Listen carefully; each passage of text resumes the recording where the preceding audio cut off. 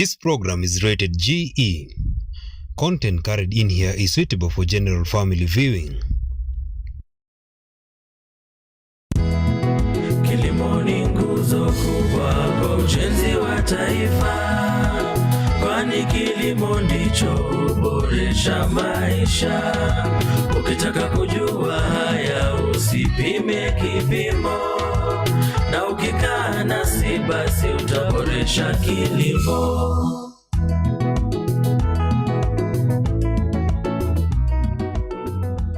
Ufugaji wa nguruwe ni moja ya sekta zinazokuwa kwa kasi kutokana na uwezo wa nguruwe kukua haraka, kuzaa mara kwa mara na kutoa nyama yenye thamani kubwa sokoni. Ni ufugaji unaoweza kuendeshwa kwa mtaji mdogo au mkubwa. Ni Jumamosi nyingine ambapo tunakutana kwenye kipindi Boresha Kilimo. Hiki ni kipindi ambacho kinaangazia nyanja mbalimbali za kilimo, teknolojia ibuka, hali kadhalika kilimo asili. Hii leo tumeandamana moja kwa moja mpaka eneo la Kiambaa katika kaunti ya Kiambu, ambapo leo tutaangazia uzalishaji wa chakula cha nguruwe. Popote ulipo, hujambo na karibu. Mimi ni James Baraka.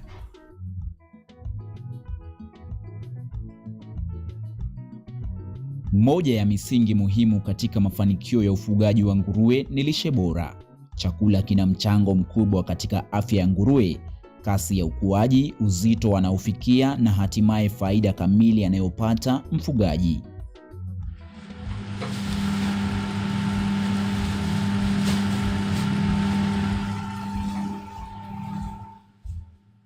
Hii leo tunakutana na Bwana Kefa Haman ambaye ndiye mkurugenzi wa Gadites Farm na anatueleza mengi kuhusiana na uzalishaji wa chakula cha nguruwe.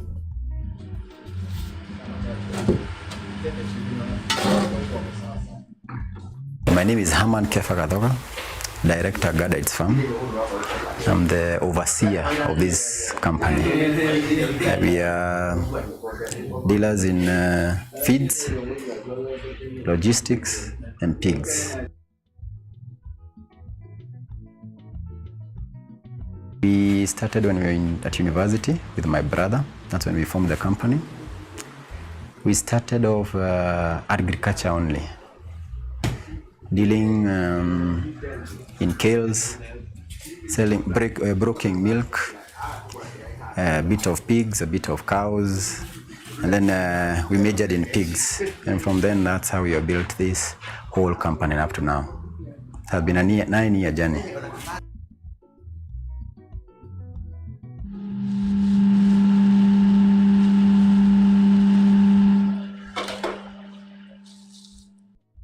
Uzalishaji wa chakula cha nguruwe huanzia kwenye malighafi bora, kwani ubora wa lishe unategemea sana viungo vinavyotumika. What motivates me is just seeing an impact that we are doing to our community, to our customers, people who have good reports. You know, those are the things that encourage us. People who come buy 5 piglets, come buy their own feeds, and we go them through the journey with them, and they have 100, 150 to 200. Those are the stories that encourage us to wake up every day. And also definitely the aspect of the financial aspect of it. This project has helped us to grow, to acquire assets, to go to other industries, and to conquer many things, I would say. To conquer, we can't regret. We cannot be in an industry for 10 years and be regretting it. You have to have been enjoying it, to love it, and the growth of it also helps you.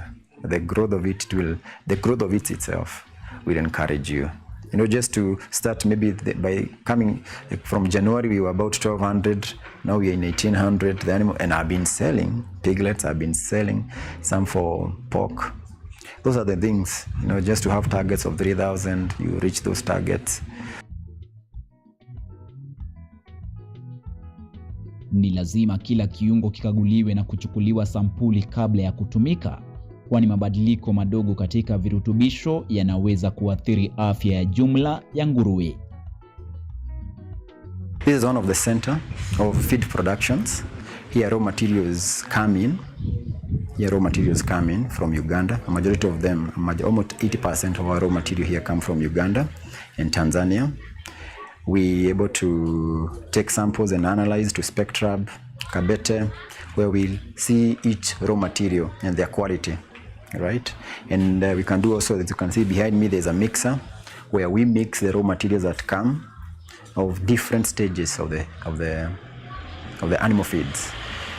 Yeah, if it is pigs, we make 5 types of feeds, from pig starter, lactators, growers, and soy and weaners. Those are the various types of feeds that we are doing here.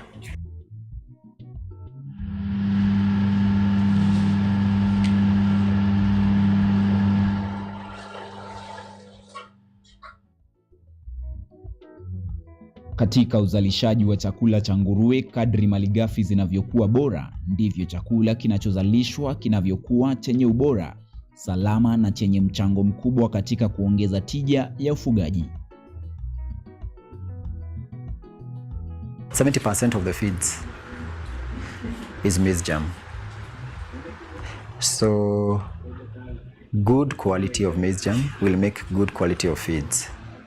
So the more feeds, the more quality you have, the more percentage of quality raw materials that you have, the more likelihood of you making great quality feeds.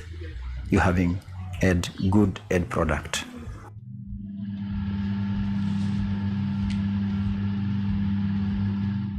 We take the samples to analyze the content and the quality of it, the quality of maize germ, and once it passes the test, it's ready for just mixing the feeds.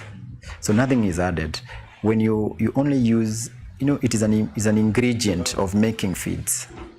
So you mix the maize germ, the pollen, and the wheat bran, and the concentrate in ratios, right? In ratios. That's how you end up now making soy and weaner, if it is starter, if it is lactator.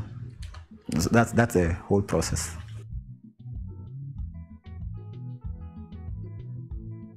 Hapa Gadites Farm, chanzo kuu cha uzalishaji wa chakula cha nguruwe ni kutoridhishwa na ubora wa chakula cha sokoni, ambapo wengi wa wazalishaji viwandani wamekuwa wakilenga zaidi kupata faida ya haraka kuliko kutoa lishe bora kwa mfugaji, hali ambayo ilisababisha hasara kubwa kwa wana Gadites Farm.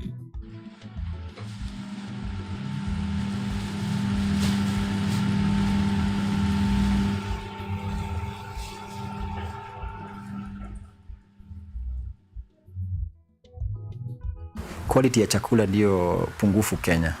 Watu wengi wanafanya kibiashara, haifanyi ya kuwa ya kusaidia mkulima. Wengi wanafanya ikuwe tu kibiashara, wao watengeneze hela, lakini mkulima mwenyewe hata akipatia nguruwe zake hazisaidiki. Na mimi mwanzo nilianza kununua za wenyewe, ikaniletea matatizo mingi, nikaenda kwenda kutumia what we call the leftovers. Because the expense, the costs of production when you're using the commercial feeds, it was very high. So I ended up now compromising, and I started using the kitchen food, the hotel food waste. Na hapo ndio nilipata my first case of swine flu that really hit hard my farm, and I ended up now I have to have a solution or I give up on the project. And I took my first trip, and that's my first trip actually. Whatever I saved in that whole loss of my swine flu, that money that I got is what that helped me to just make up my mind and go to Uganda and see what happens there and talk to the people who supply the raw materials, and now we are here.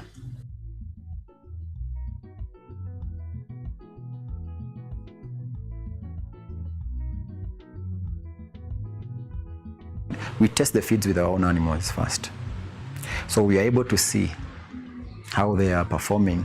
If it's not performing, we're able to change before even it goes to the customer. Yes, and also it's an engagement with our own customers. We supply to our own customer, we hear their feedback, we see the animals, how they are behaving. If they are not adding weight, we see where we are going wrong, and we are in that discussion, and we can see where we improve. Baada ya kutambua changamoto ya kupata lishe bora ya nguruwe sokoni na kufikia kuwa miongoni mwa wazalishaji wanaotegemewa, Gadites Farm imepiga hatua kubwa na yenye mafundisho kwa wafugaji wengi. What actually motivated me on 9 years back, I would say, I met a mzee an old mzee called Mzee Karanja in Kemende. That man had just retired, and he had started about 2 years or 3 years. He was into pig farming, right? And this man was doing so well in the pig farming, and he had not done it in a big way. He had done it in a very simple way. He didn't even have a shed that you can call a shed, but the money this man was making, the stories this man was giving me, that is what encouraged me. And the words that actually left an impact to me was, he told me that if he was a young man, he would not find anything to do, because him as a retiree is a time that he is finding so much money and so much freedom in pig farming. He's building his dream house with pig farming. And as a young man then I thought those words were just meant for me. And that's how I ended up being inspired to do a lot of what I do now, pig farming.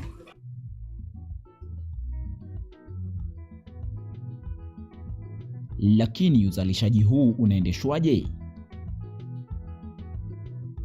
We use 5 major materials, raw materials here. Maize germ, pollen, wheat bran, and a bit of rice bran, depending on what we are making. And then the concentrate, the Kujis concentrate, right? So the major raw materials, which is the maize germ and the pollen and the bran, the wheat bran, come from Uganda, straight from Uganda. And the polish, there's a rice polish from the brown rice. This is not the outer covering of the rice. This is the whitening of the rice. The brown rice, you can whiten it. There's a machine in Uganda that does that. The byproduct is what we use here. Very rich in fiber. Very rich in fiber. And it helps in making the feeds more harder to digest for the animal, in that the feeds are now going to be assimilated in the body of the animal very fast, right? The feeds are going to stay in the stomach of the animal, I would say. That's what the rice bran helps, right? So the maize germ comes from Uganda. Why we choose Uganda maize germ? It is because there is a lot of maize meal in the maize germ. And maize is quite expensive in Kenya.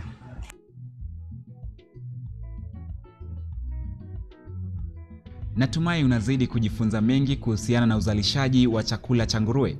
Kwa sasa tunachukua pumziko fupi, ila usibanduke hapo ulipo, maana tunarejea na mengi zaidi. Na ukikaa nasi basi utaboresha kilimo.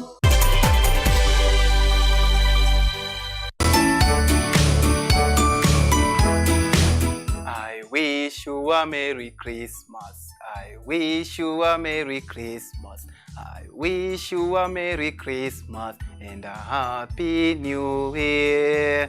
Mpenzi mtazamaji wa runinga hii ipendayo ya Kutv, ni mwanahabari wako mpendaye wa siasa Edward Nyamu, na niko hapa kukutakia wewe Christmas njema na mwaka mpya wenye fanaka. Kumbuka, unywaji pombe kupita kiasi unadhuru afya. Inshallah.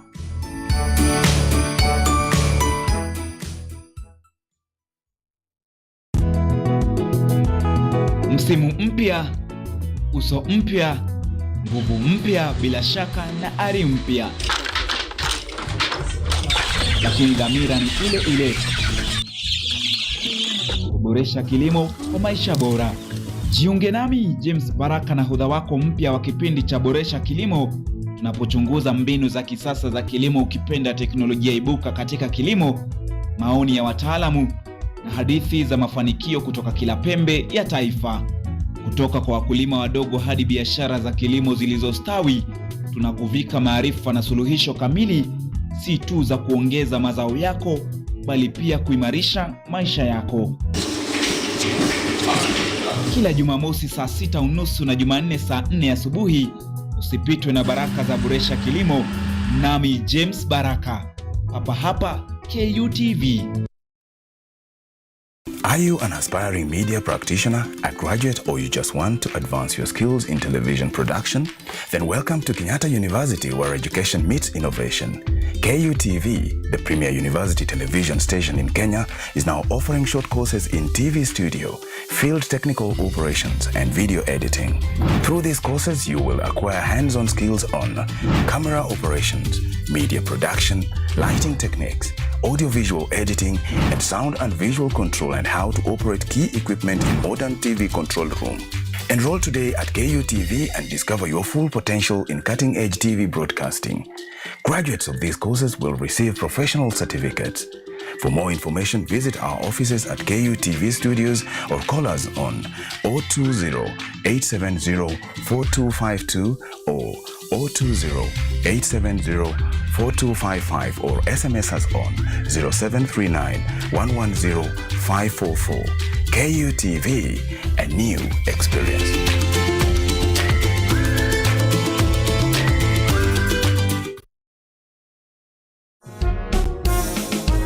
A new era, a new people. This is the Law Matters Show.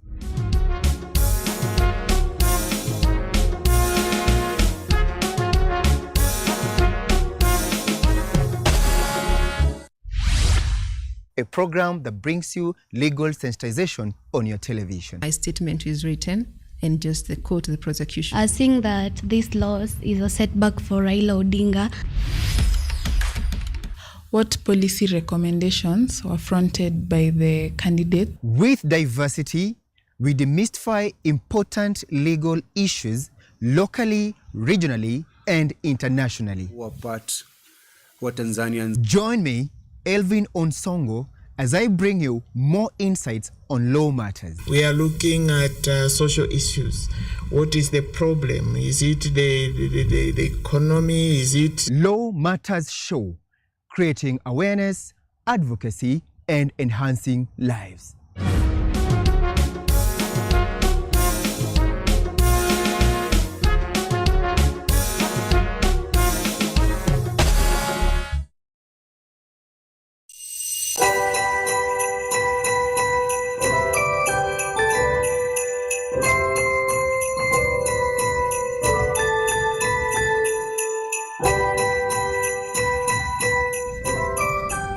On behalf of the University Council, management, and the entire Kenyatta University fraternity, I wish you a Merry Christmas and a prosperous, peaceful, and blessed 2020.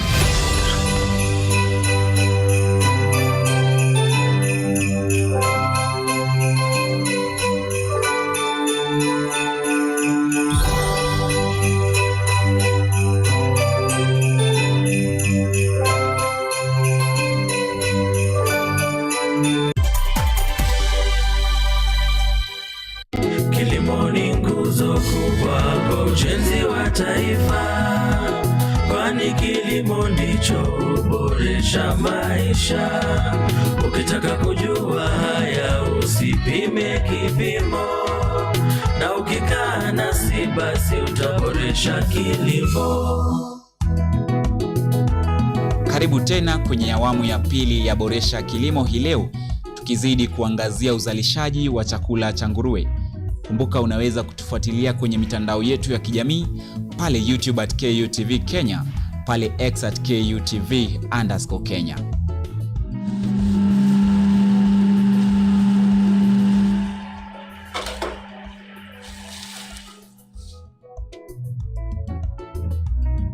We chose pigs because it ended up being a very fruitful venture. Out of all that we did, the pigs ended up to do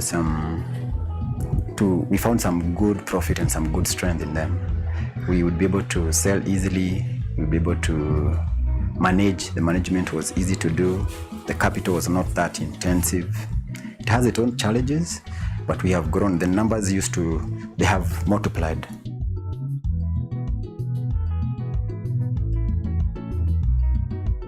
If you see the investment, the cows, the chicken, the kales, and or any other investment in terms of agriculture is giving back, and how pigs are giving, you can't compare. That's how we ended up sticking with pigs farming. It is more profitable.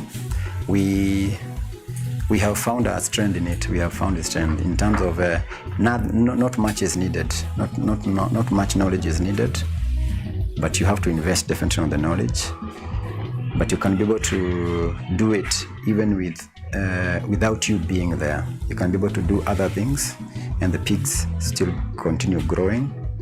You can rely on your workers, although not 100%, because their part in the project is minimal also. It's just to clean the animals, just to clean, right? Just to clean for the animals and just to feed them. Mbinu bunifu ya kutumia cow cheese concentrate katika uzalishaji wa lishe ya nguruwe ndiyo imekuwa nguzo kuu ya mafanikio ya Gadait's Farm, mbinu inayotajwa kuwa mabadiliko makubwa katika ufugaji wa kisasa.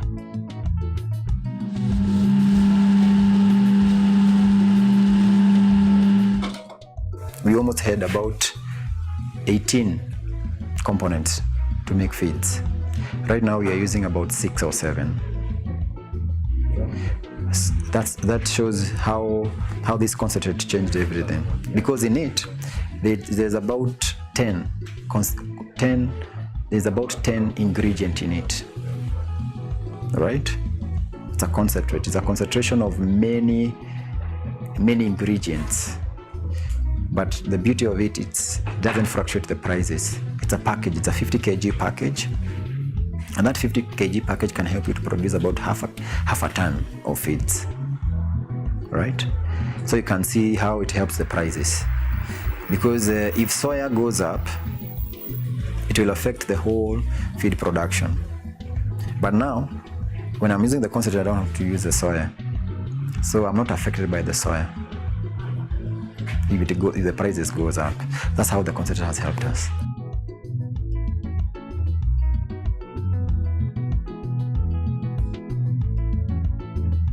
The whole scientific part of it is it's assimilated to the body very easily of the animals. It's like glucose. Just the way it energizes somebody who is running. This has about crude protein level of about 40%.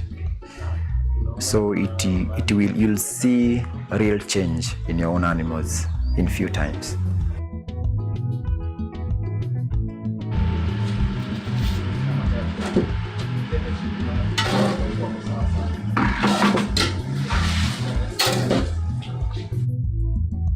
Kupitia mkusanyiko huu uliojaa virutubisho muhimu, Gadait's Farm hutengeneza chakula kamili kwa kuongeza tu malighafi zinazopatikana kwa urahisi. It is made in Netherlands, that's where they make them. But now it's locally available from Mombasa to Thika. It's available in Bogoto, it's available. Even in our own area here, it's available. Many people now are using it, and they have found ways of getting it from Netherlands. So it's easily accessible. Even in Kisumu, Moyale, all those sites, it's there.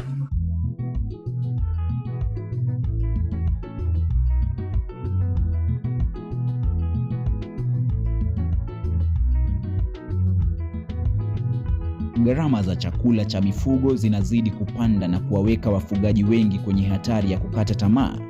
Kuwekeza katika uzalishaji wa lishe yako mwenyewe kunajitokeza kama suluhisho thabiti na la kimkakati.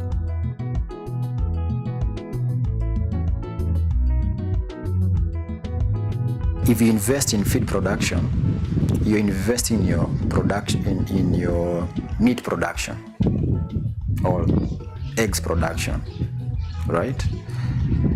So that at the end of the day, it relates. You have to invest in your feed. A lot of farmers are giving up because of high prices of feed production, which is because they're investing in the animals, but they're not investing in feed production. And I mean, if you have over 100 animals, you should be investing in your own feed production. But less than 100, it may not make sense. So the larger you go, the better for you. But you're not going big if you're not having a lot of money also. You'll have to invest big. You cannot invest 500 for 10 animals, for 10 pigs. right? But you can invest $500,000 for 50 animals or 100 animals. And you investing in that $500,000, you're saving because you're dealing now with the raw material producers themselves. No broker. I mean, you're not buying from shops. You're not buying. You can make your own feeds. You can buy your own raw materials.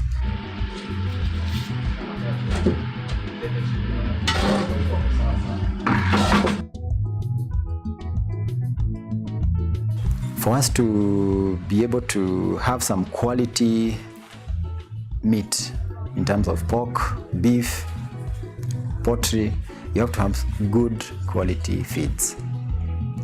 And the main cost implication of feed production is maize. So if we invest, as we are doing, in our own production of maize, we are going to definitely have a very good feed production.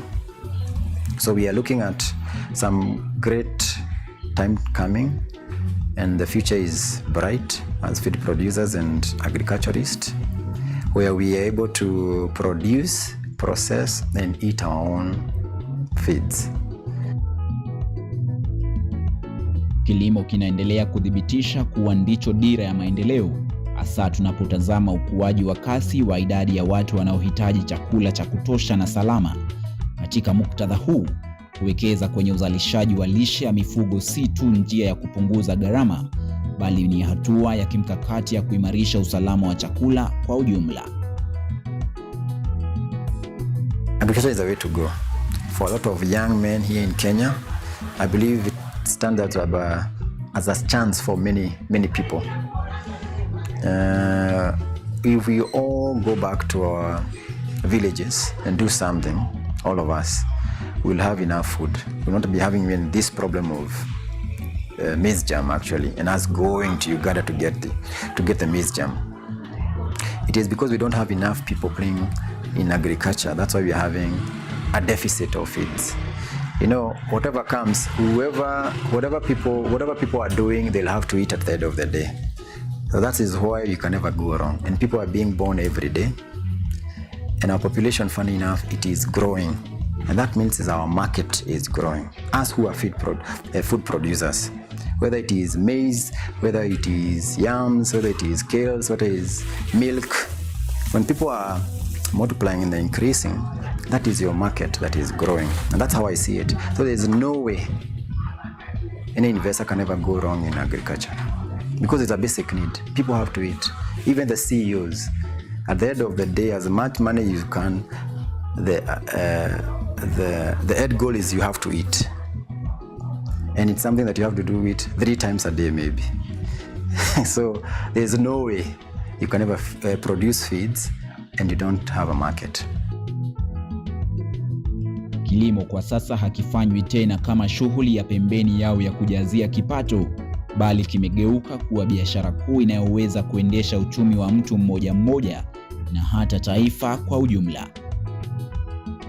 Recently we were doing research about the porks and the pork itself, in the charts of the mutton, the fish, the chicken, and pork is increasing in terms of how many people are eating, because now it is a generational thing. Like our fathers never used to eat, our parents never used to eat the way we who are now having children are eating pork.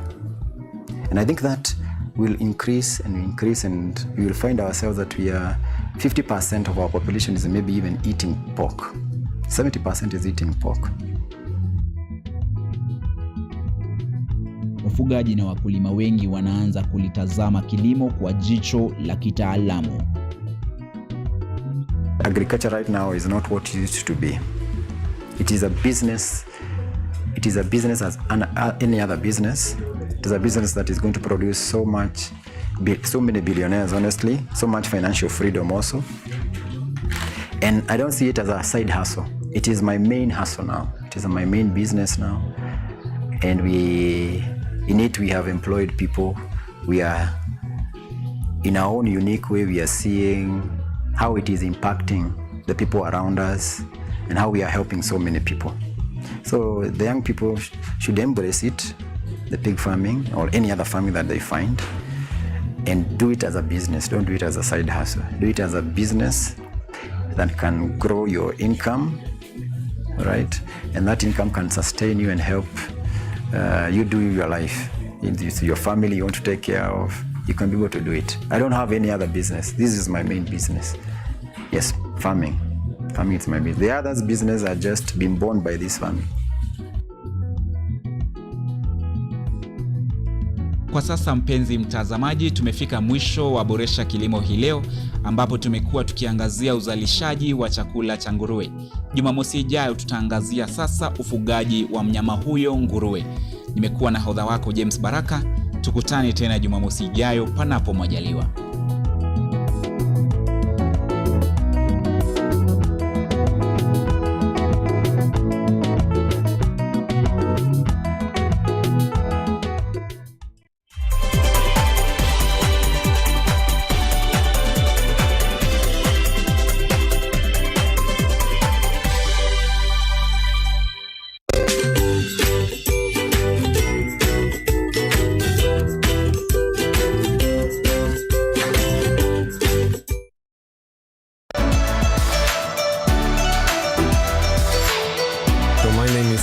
I'm Associate Professor in the Institute of Philosophy of Jagiellonian University in Krakow, Poland, and I'm the main coordinator of the Cafe project, which is being here hosted by Kenyatta University.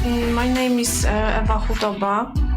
I am a project manager in this consortium. Keep watching cutting-edge research at Kenyatta University Television. Miti miti, panda panda. Our planet's future is in our hands. However, there is a threat to the brightness of this tomorrow. On EarthCheck, we share the challenges, the solutions, and the hope. I would call this a very momentous day, a very critical day. Every episode, every story, every step we take creates a ripple. Join me, the environmentalist Emmanuel Kutosi, on KUTV every Wednesday at 8 p.m. and be part of EarthCheck. Welcome.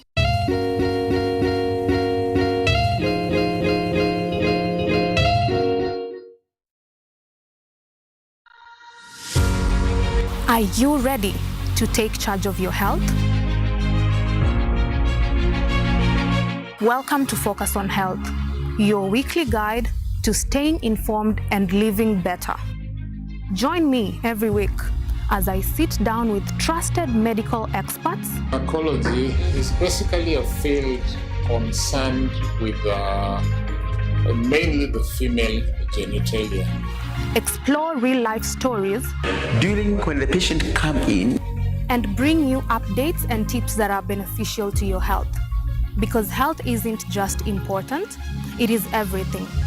Tune in to Focus on Health every Thursday at 7:30 p.m. only on KUTV. I'm your host, Kandia Marian, and I'll see you then.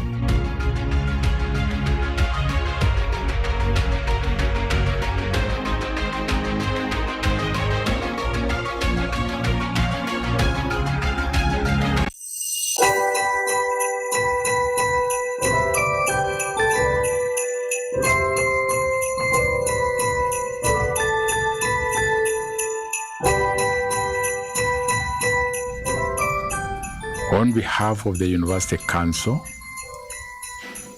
management, and the entire Kenyatta University fraternity, I wish you a Merry Christmas and a prosperous, peaceful, and blessed 2020.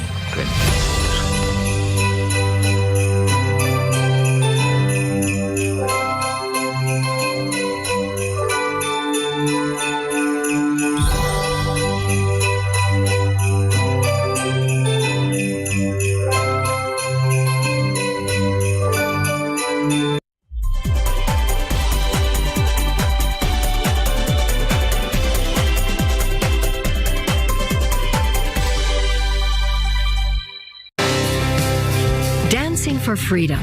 How a ballerina campaigns against the oppression of women in Iran. A passion for the outdoors. Is the cliché true that Germans simply love to be in nature come rain or shine? And in the footsteps of an empress, we delve into the history of the iconic Sissi in Austria's capital, Vienna. All that and more coming up on Euromax.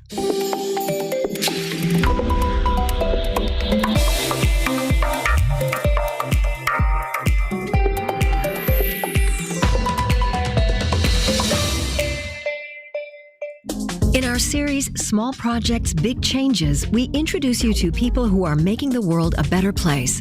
This time we head to Calabria in southern Italy. Stefano Cacavari has managed to become a national hero, simply with the organic production and processing of flour. Calabria is known for its stunning landscapes, but it also has poverty, poor infrastructure, and the mafia, an issue driving an exodus among the region's young people. But this young entrepreneur from San Floro wants to see that change with the help of flour, bread, and pizza. I'm Stefano Cacavari. I live in Calabria. According to the EU, we are one of the poorest regions in Europe, but thanks to the support of thousands of people, my dream business has come true. Organic farms against organized crime. This episode is about Stefano's story, how he brought prosperity and environmental protection to Calabria. The region in Italy's deep south is home to the Calabrian mafia, or 'ndrangheta. Their power is as great as it's widespread, with diversified operations from drugs to illegal waste disposal. Corruption and illicit trade are its bread and butter.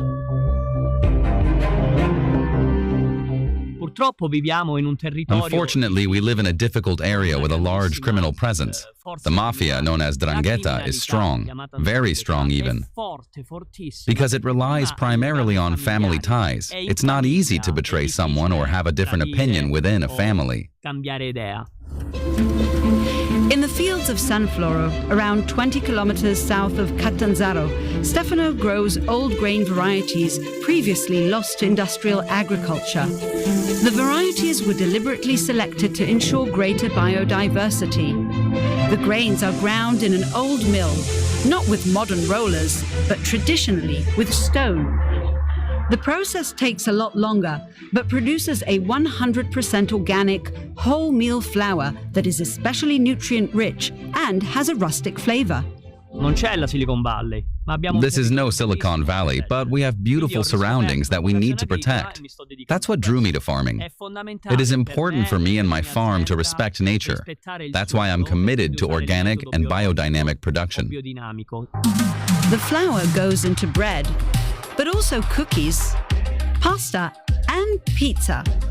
The latter is served in the mill in the evening, which doubles as a pizzeria. Stefano founded his company Mulinum, which is Latin for mill, via crowdfunding. It was important to him to finance his startup with clean money and not do business with the wrong people. The project raised more than 2 million euros.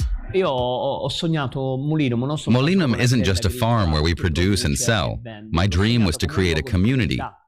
That's why I used Facebook to start the crowdfunding, which became the biggest and most important in Italy in 2016. I didn't want to be the sole owner. I wanted to create a collective. But the secret star of the mill is Stefano's grandma, Concetta. Her role is essential, being one of the few people who remember the long-last flavors of traditional bread varieties. She tests everything. When Nonna says that the color and flavor is right, we trust her. And Andrea, our head baker, often talks to her.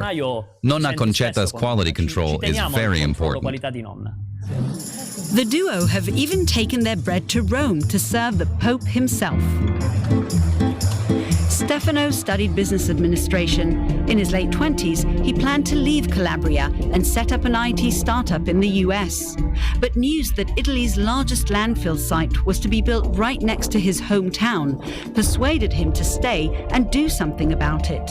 That's when he founded his first initiative, a community vegetable garden. We didn't want the landfill, and in response to it, I came up with the Family Garden Project, a community garden based on a set of values: defending the land and eating well.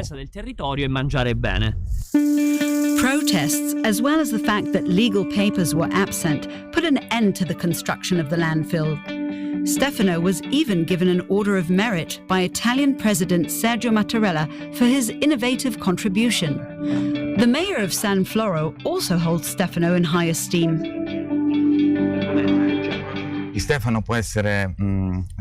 You could call Stefano a national hero. The whole community is proud of him. He's created new jobs.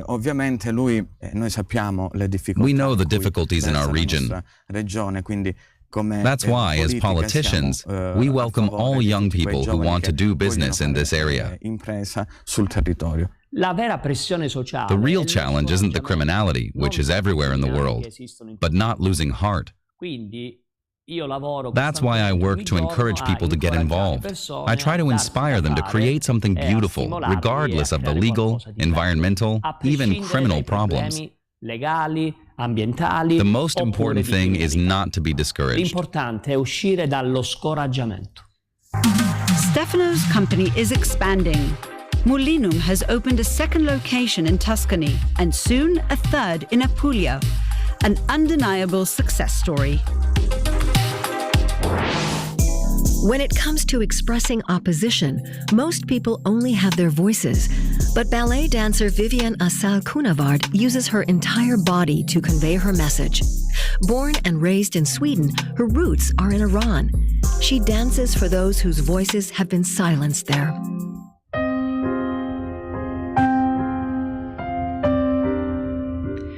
Vivian Assal Kunavard dances for freedom, not just her own, but for women and young girls in Iran who cannot express themselves openly.